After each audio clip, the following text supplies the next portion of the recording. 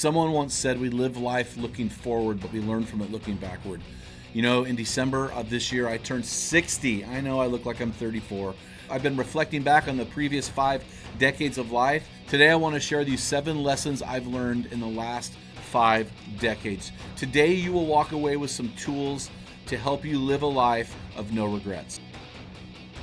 Hey guys, this episode is raw. It's me scribbling down notes on a piece of yellow paper as I just reflected on my life, saying, Jim, if you could do this over again, what would you do differently? Or as you move forward, what would you do? It was a great time. I believe I've lived my life well. I believe I've taken risks. I believe I've been faithful. Even in all of that, there's some things I've learned that I want to pass on to you. This is very simple and uncut from Jim Ramos to you. Number 1 is God's got an inverse design / tension. There's a design / tension between strength of age and strength of spirit. We see this in 2 Corinthians chapter 4, where Paul says, that which is seen with the eyes is temporary, that which is unseen is eternal. And he says, hey, though outwardly we're wasting away, inwardly we're being renewed day by day. And I've realized as I've gotten older that there's a tension. I am actually getting weaker. I'm a strong man. God has given me a strong stature, but I am getting physically weaker. My body parts are not holding up. My endurance is lessened. My cardiovascular capacity is decreasing. Experts say 1% a year after age 40. I think that's the statistic. But here's the deal. The Bible has designed a man to get stronger in spirit as he ages and gets weaker in strength. So that is the tension. The tension is I'm getting physically weaker and my body is physically breaking down, and yet my spirit should be getting stronger. But the problem in our culture is I see men, when they hit 60, they hit retirement, their spirit gets weaker. They succumb to laziness. They succumb to the culture's lies. They succumb to culture. They start to turn and drift downstream with culture instead of swimming against the river, swimming up river. And the problem with drifting, guys, is only dead things drift downstream. So God wants to give you a strength of spirit as you age, that your final days will be better than your former days. Number 2 is this: age is not just a number. I keep hearing guys say, age is just a number. I thought that too until at 60, I tried to do what 30-year-olds were doing, and I ended up having a hip replacement. In my 30s, I did things without thinking. In my 30s, when we would go hunting, we would go, let's go to the biggest hill, let's climb the biggest mountain, let's get back further than anybody gets out there, let's do it the hardest way possible. And honestly, in my 20s and 30s, nobody could keep up. I mean, me and my cousin Darby, we went hard, and we did things that most people would never dream of doing. We drank things that people would never dream of drinking. We ate things. We just did things that were just raw and barbaric. When I became 40, I started training to do it. In my 30s, I didn't even need to. In my 30s, I didn't need to train. In my 40s, I needed to train. In my 50s, I trained to do it, but my body would barely allow it. And I found that in my 50s, I would train to do things and be able to do them barely.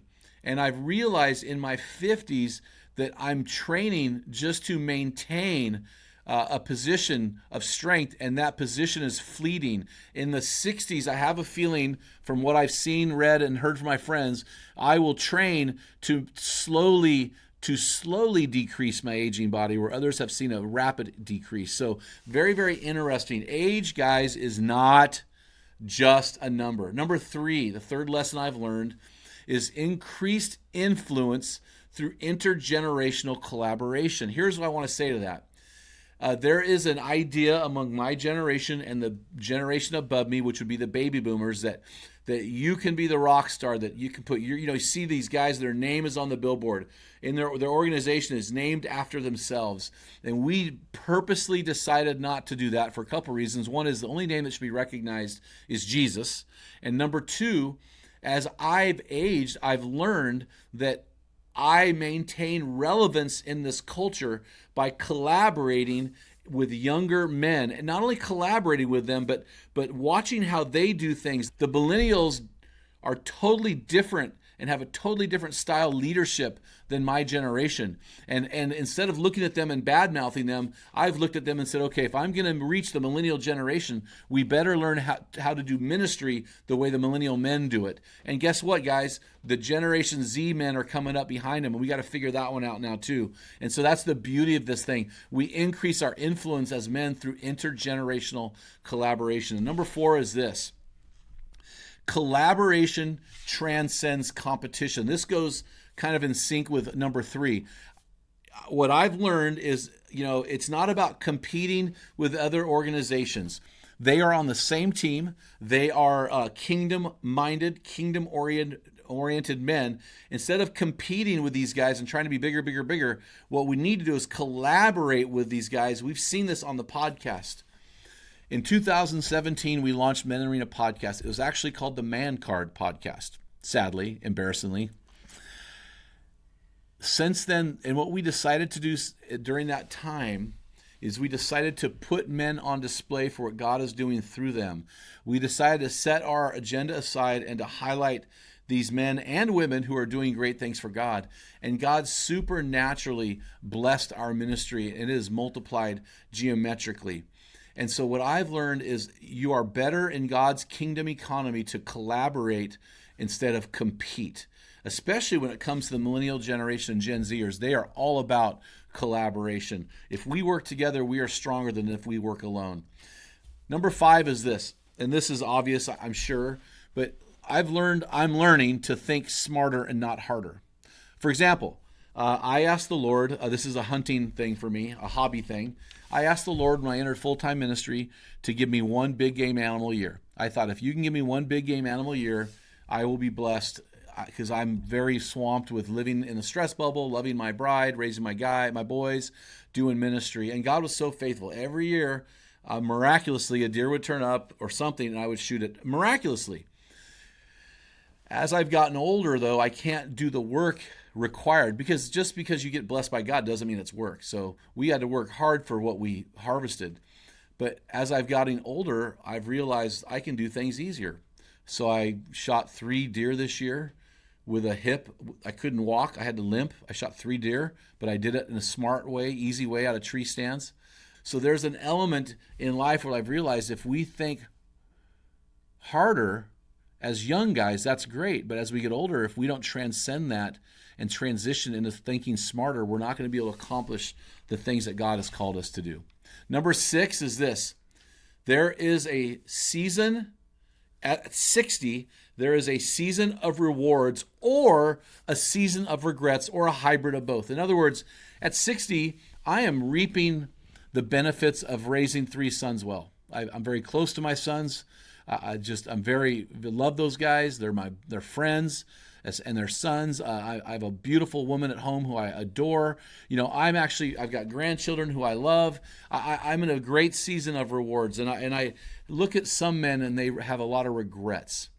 So what I'm telling you now is what you do from 20, what you do from 13, 14 to 22, that right there, you're going to carry that through your life, good, bad, and ugly. But then what you do in the stress bubble, let's say 25 to 55, you're going to carry that throughout your life. And that it's either going to be carried as a regret or a reward. So make sure, guys, that's why we focus on the stress bubble with you guys. Make sure you do things in the bubble to rise above the rest, so you live a life in your 6th decade where you are reaping the rewards of a life well lived. Number 7 is this. God is who he says he is, does what he says he does, and his promises can be banked. I put my trust in Jesus Christ when I was about 23 years old. I never looked back. He's never let me down. I am more of a man because I've done that. I'm a better man because I've done that. I lived a better life because I've done that. I've lived a bigger life because I've done that. And I want to just tell you this. I have been living for Jesus for almost 4 decades. And if I could do anything different in my life, it would be to give my life to Christ earlier in my life, because he is the one true living God, and you will never be the man that God has called you to be without radical devotion to him. So wherever you are right now, whatever you're doing, if you are not radically surrendered to Jesus, pull over in your car, Get on your knees in your living room and give your heart to Jesus. I promise you, you will not regret it.